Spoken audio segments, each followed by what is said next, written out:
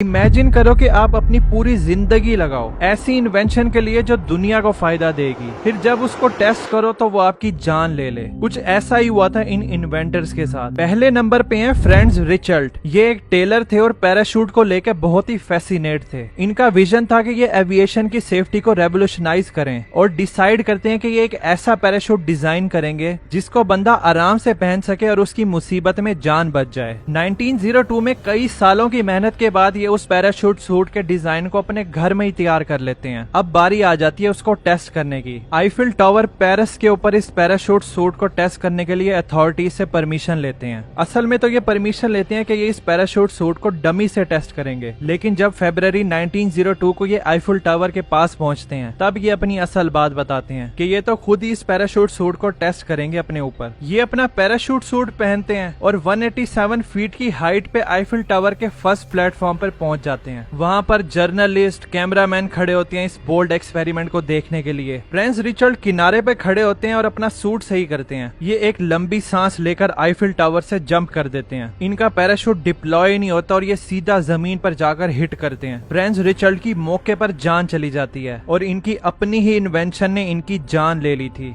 दूसरे नंबर पे है थॉमस मिजली जूनियर। ये एक केमिकल इंजीनियर थे। इन्होंने ही तो लीडिड गैसोलीन और CFCS यानी क्लोरोफ्लोरोकार्बन से दुनिया को इंट्रोड्यूस करवाया था। वैसे तो इनके बहुत बड़े रोल्स हैं इन्वेंशन में, लेकिन हम मेन बात करते हैं। 1940 में इनको पोलियो हो गया था और तकरीबन इनकी सारी बॉडी ही पैरालाइज हो गई थी। तो थॉमस मेडली अपने लिए बड़ा कॉम्प्लेक्स सिस्टम डिजाइन करते हैं पुली और रस्सियों के साथ, जो इनको बेड से उठने और वापस बेड में जाने के लिए मदद करेगा। 2 नवंबर 1944 को थॉमस मेडली के साथ एक ट्रेजेडी हो जाती है। वो अपने इस पुली सिस्टम में इतनी बुरी तरह फंस गए थे कि उनका गला ही घुट जाता है। थॉमस भी अपनी ही इन्वेंशन से एक्सीडेंटली मर जाते हैं। तीसरे नंबर पर है हॉरेस लॉसन हेनली, जिनका मिशन था नेवल वॉरफेयर को बिल्कुल ही रेवोल्यूशनाइज करना। इनको सबमरीन टेक्नोलॉजी में इंटरेस्ट था। उस टाइम अमेरिका में सिविल वॉर चल रही थी। हेनली इंजीनियर्स के साथ एक ऐसी सबमरीन बनाने का सोचते हैं जो दुश्मनों के डिफेंसेस को तोड़कर उनके पोर्ट्स पर हमला करेगी। ये लोग HL हेनली सबमरीन को डिजाइन कर लेते हैं, जो डिटेक्ट हुए बगैर दुश्मनों की शिप्स के पास पहुंचेगी और एक टोरपीडो बॉम्ब फायर करेगी। ये एक 40 फीट लंबी सबमरीन थी जिसमें 8 लोग बैठ सकते थे। अंदर बैठे लोग हाथ की मदद से मोटर घुमाते थे और ये सबमरीन आगे बढ़ती थी। इस सबमरीन की वजह से बहुत सारे लोगों की मौतें हुई हैं। अगस्त 1863 में इसकी अर्ली टेस्टिंग के दौरान ये सबमरीन डूब जाती है और 5 क्रू मेंबर मर जाते हैं। हेनली और उसकी टीम फिर इसके वेसल को बड़ा कर देते हैं और अपना काम इस सबमरीन पर जारी रखते हैं। अक्टूबर 1863 में हेनली डिसाइड करते हैं कि वो खुद ही इसकी टेस्टिंग में हिस्सा लेंगे और इस सबमरीन की इफेक्टिवनेस को टेस्ट करेंगे। हेनली और इनके साथ 7 क्रू मेंबर इस सबमरीन में बैठते हैं और ये सबमरीन पानी के अंदर जाती है, लेकिन फिर ये सबमरीन वापस पानी के ऊपर नहीं आती। तमाम 8 लोग जिनमें इसका इन्वेंटर भी था वो सब मारे जाते हैं। बाद में ये पता चलता है कि इस सबमरीन में प्रॉपर वेंटिलेशन थी ही नहीं, जिसकी वजह से सब लोग मर गए थे।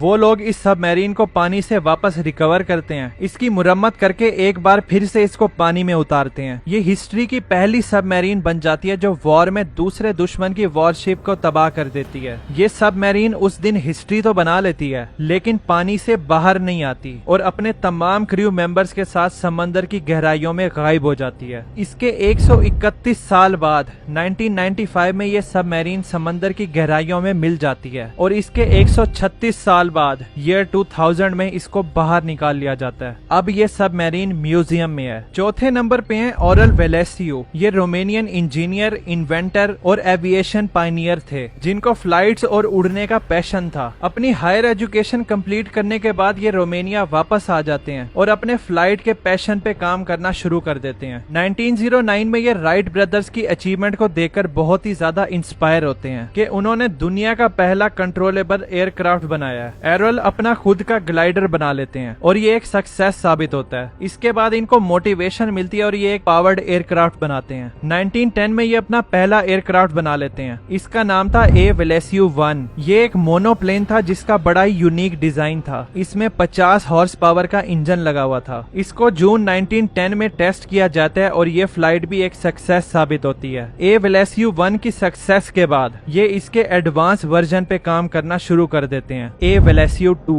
1911 में ये एयरक्राफ्ट भी बनकर तैयार हो हो जाता है, जिसका मजीद पावरफुल इंजन था और बेहतर एरोडायनेमिक्स थे। ये प्लेन भी एक सक्सेस साबित होता है और फाइनली ये इसके भी एडवांस वर्जन पे काम करना शुरू कर देते हैं और ए वेलेसियो 3 को ये 1930 में बना लेते हैं, लेकिन इसकी टेस्टिंग करना अभी बाकी थी। सितंबर 13, 1913 को एरल अपने ए वेलेसियो 2 में कार्पेथियन माउंटेन को क्रॉस करके बुकारेस्ट रोमानिया जा रहे थे। रास्ते में गड़बड़ हो जाती है और ये एयरक्राफ्ट बेनेस्टी विलेज में जाकर क्रैश हो जाता है। इस वाकये में एरल की जान चली जाती है। क्रैश की एग्जैक्ट वजह तो नहीं पता चलती, मगर ये बिलीव किया जाता है कि टेक्निकल इशू या बुरे मौसम की वजह से ये ट्रेजेडी हो जाती है। 5वें नंबर पर है मैरी क्यूरी, जो पोलैंड से थी। इनका इंटरेस्ट रेडियो एक्टिव मैटर की तरफ था। मैरी हिस्ट्री की पहली औरत थी जिनको नोबेल प्राइज मिला था और इनको 2 नोबेल प्राइज मिलते हैं। मैरी पेरिस मूव कर जाती हैं, जिधर ये रेडियो एक्टिविटी के एक मिस्टीरियस फिनोमिना पे रिसर्च कर रही थी। इसी रिसर्च की वजह से 2 नए एलिमेंट्स डिस्कवर हो जाते हैं। एक एलिमेंट था पोलोनियम, जिसको इनके नेटिव जगह पोलैंड के नाम से रखा गया था, और दूसरा था रेडियम। मैरी इन पे बहुत सारे एक्सपेरिमेंट कंडक्ट करती है बहुत ही खतरनाक रेडियो एक्टिव कंडीशंस में। ये रेडियम और दूसरे रेडियो एक्टिव सब्सटेंस को बगैर किसी प्रोटेक्टिव मेजर्स के यूज करती थी। काफी सालों से इस हार्श कंडीशन में काम करने के बाद इनकी हेल्थ बहुत ही ज्यादा खराब हो गई थी। इनको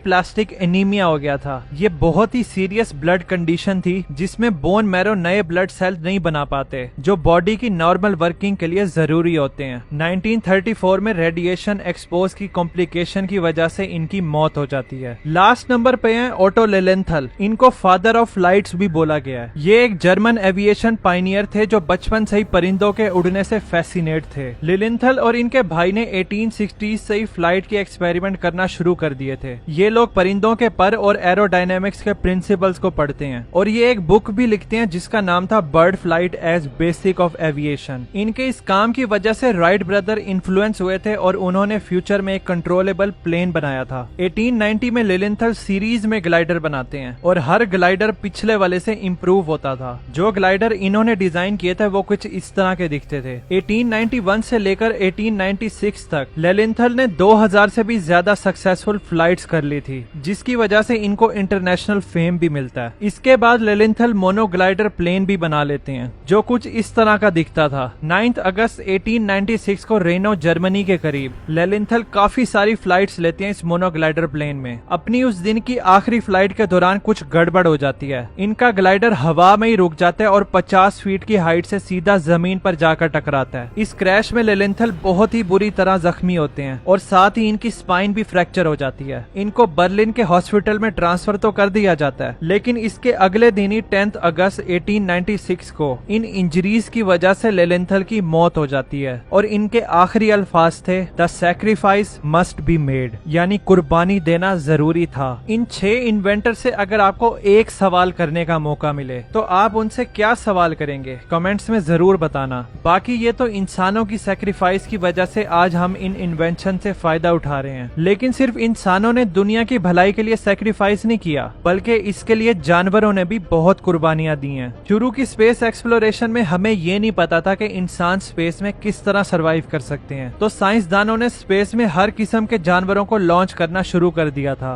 बंदर, पिग्स, टर्टल, बिल्ली, कुत्ते, मेंढक, मकड़ियां और पता नहीं क्या क्या। इन जानवरों के साथ स्पेस में क्या हुआ था, इसमें मैंने ये वाली वीडियो बनाई है, आप इसको लाजमी देखना। मिलते हैं फिर स्पेस में इन जानवरों के पास। Thanks for watching.